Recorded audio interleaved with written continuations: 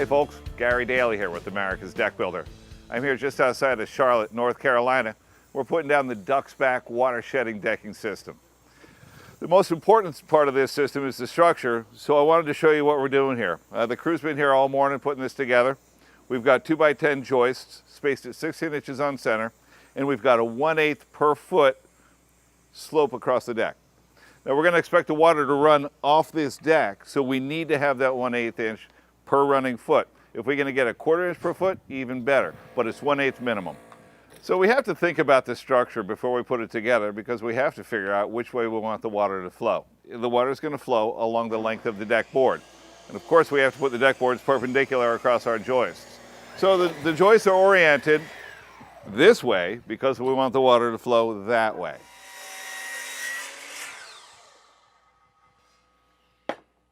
The Duxxbak product itself is actually a hybrid engineered decking product. It's a composite without wood.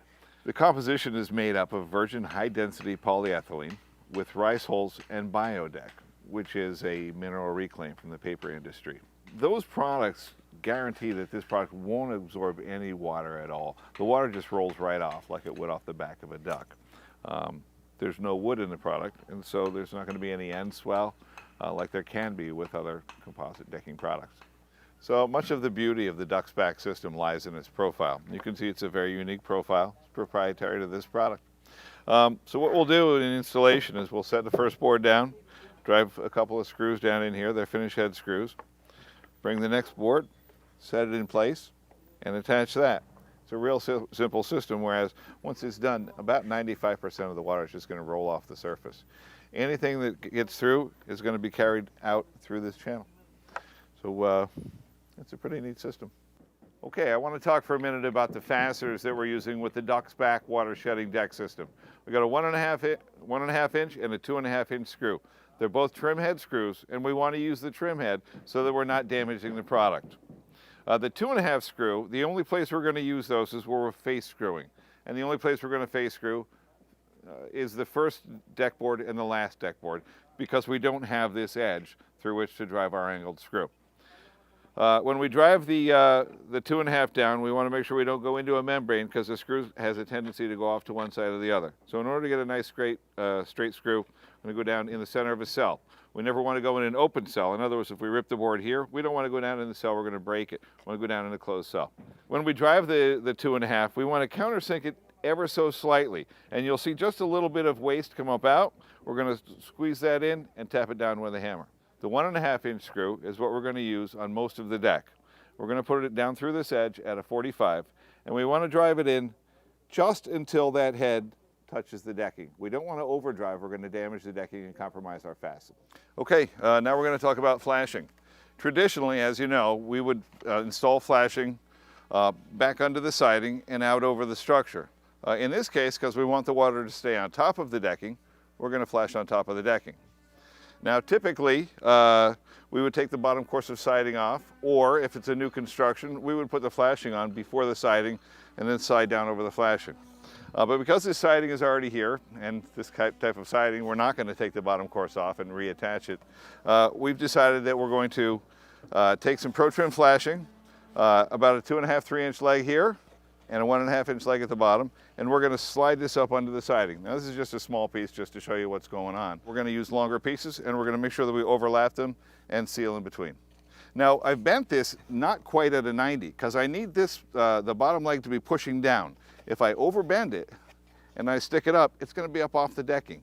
I'm going to put a bead of caulking up under here later, and I want this to compress that caulking down. I don't want this to be a dam to hold water later. Okay, now we're going to talk about installing the Duxxbak decking system. The first thing we want to do is prepare a starter strip or a starter piece.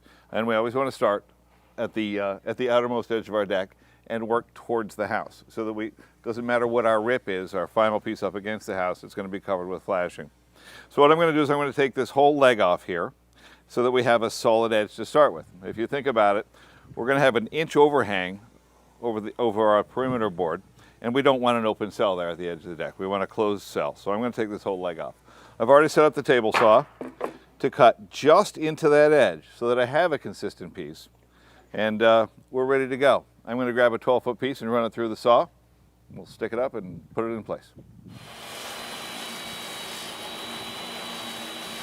Okay, now that we've ripped this piece, our starter strip, we've got an unfinished rough edge here. You know, the table saw kind of stands this stuff up a little bit, so we're going to try and knock this down, make it a little bit smoother of an end, because this is going to be visible on the end of our deck. So we have a couple of options. We could run a router down over the edge with a round over, or we could hit it with a sander, and that's what I'm going to do today. I'm going to grab this vibratory and run it up the edge. I'm also going to take off these imperfections here that reflect light differently and see if I can maybe smooth that out so we get a good consistent finish.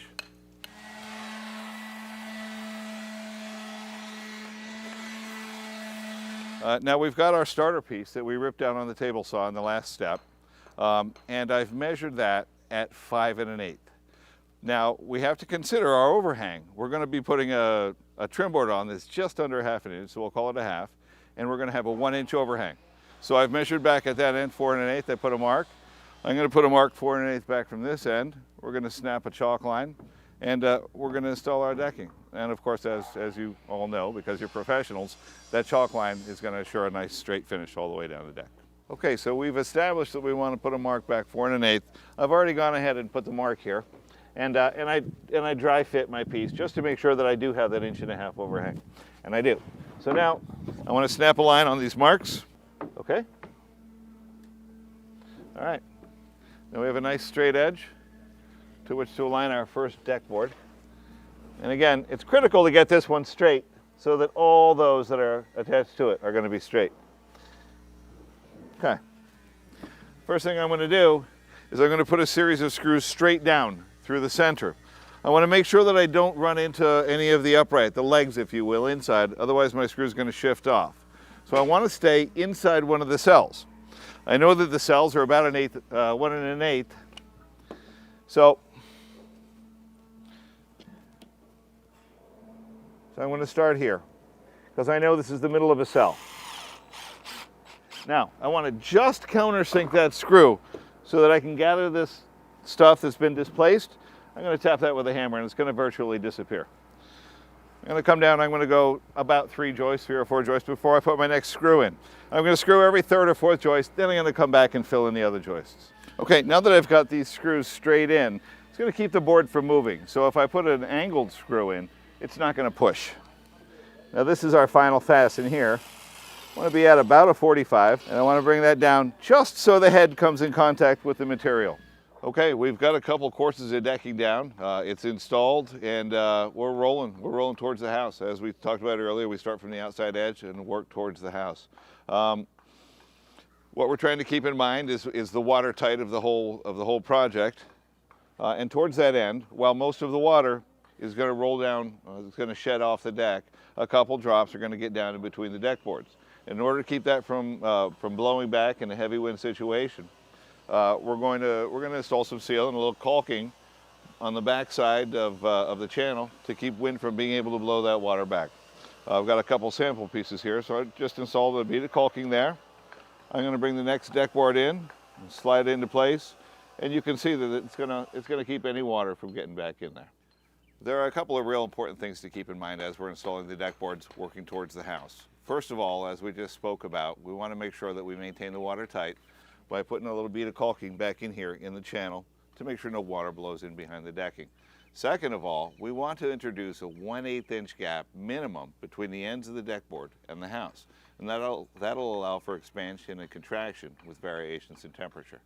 We're going to take our caulking and we're going to put a little bead back in here, lift the flashing, create the water dam that we talked about.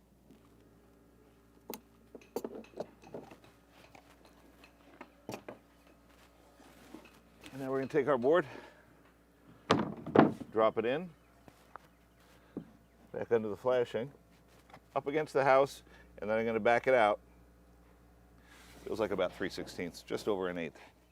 Now one thing we want to be sure of is that we don't force this deck board in. We don't need to kick it in or anything. As we're driving the angled screws in, it'll pull in all that we need.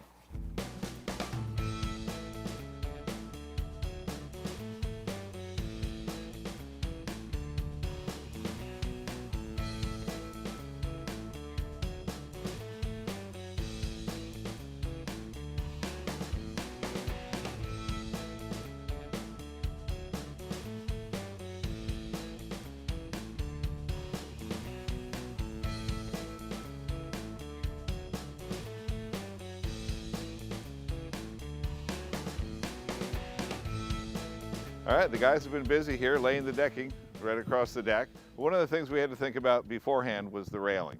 We kind of have to plan out where each rail post is going to go. On this particular project, we're going to be using a combination of wood and steel structural rail posts. You can use either or both, but we're going to show you how to use them both. Right now, I'm prepping for a wood post installation, and I'm going to show you how to seal the deck to maintain the water tight despite putting a wood post down through the deck. So what we're going to do is we're actually going to take, in preparation for that rail post installation, and we're going to run a bead of caulking all along this groove. We're going to fill this groove so that when it interlocks with the previous board, we're going to have a watertight.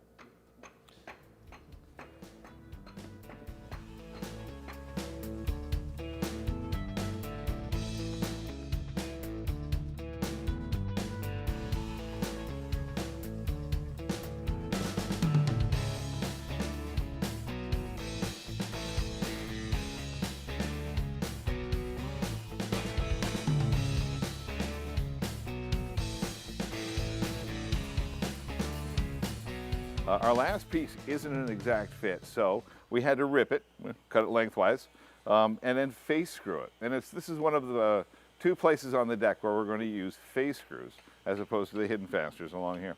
Our first board and our last board are going to get screwed down using the 2.5-inch screws that we spoke about in the other segment.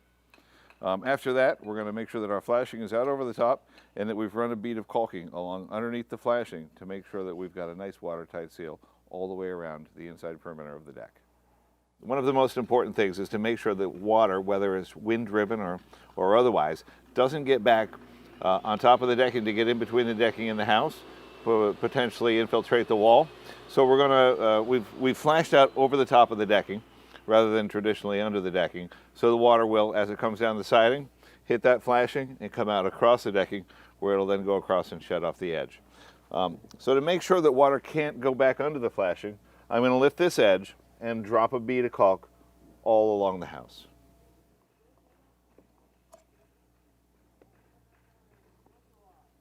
Okay folks, we've finished installing the decking and we've cut a nice straight line along our deck edge. Now we're going to cap the board ends. We have two different caps, one for right and one for left, and it's all kind of determined by the orientation of your deck. This deck requires a left-hand cap, and I'll show you how we got there. This is the orientation of our boards, and these are the cuts along the outside perimeter of the deck. The groove, it's on the left, so we're going to find the cap that has an L for left, and we're going to snap them into place. It's a pretty simple process. We want to keep them from coming out, so you could either put a little adhesive on these legs before they go in, or you could pop it into place and come up from the bottom with some stainless fasteners. You'll see that the weep hole lines right up with the channel through which all of our excess water is going to drain. All right, the guys are just finishing up the decking on this project, and we're getting ready for railing installation. We're pretty excited because this means the project's coming together. Getting ready for railing installation, one of the most important parts is laying out our posts. Because we're going to be using a combination of wood 4x4 posts and structural steel posts, we want to make sure that they're in a straight line. The wood posts, we don't have much adjustability. We have to put them inside the structure. So we're going to figure out exactly where they're going and use that measurement to adjust where our steel posts are going. The structural steel posts, as you can see, this one has 8 holes on the bottom. 4 of these are for self-levelers. I don't use them, I kind of toss them aside. I would just as soon shim the post plumb. These bigger holes are for the fasteners, and you can either use a galvanized lag screw or an engineered fastener. For our installation, we're going to be using engineered fasteners. All right, folks, we're ready to begin installation of our railing. Because we're using both wood and steel posts, we kind of had to do some math to figure out our setbacks for each so we can maintain a straight line. Having done that, we're ready to put the posts in. This is one of the steel posts that we're using, and I've done a bit of math here. I drew a line across the center so you can see that I'm going to match this up with the center line on my deck, which I've drawn with a chalk line. But before I do that, I need to take a piece of butyl rubber tape and to fix it to the bottom. This is going to ensure a good seal, and it'll kind of seal around the fasteners after we drive those in. So I'll be peeling this off and sticking it on. But for demonstration purposes, I just want to show you that I've already marked out my holes here on the corner and where I need to pre-drill for my fasteners. So I'm going to set that on there just to look down through the holes and make sure they are where they're supposed to be, and they are. I'm going to set this out of the way. Because I'm using a 5/16 diameter fastener, I'm going to drill 1/4 inch holes down through those marks and then come back and attach the post. I'm going to attach the adhesive to the bottom, if I can get this peeled off.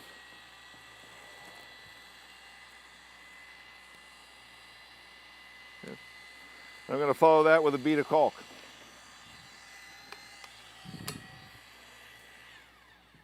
We're going to stay just inside so it doesn't spread outside too very much. Now remember, we're using 5/16 diameter fasteners, so I'm going to go in with a 1/4 inch drill bit. And I'm going to make sure that I drill right down into the structure. Okay, we're going to set the post in place. And using the impact driver,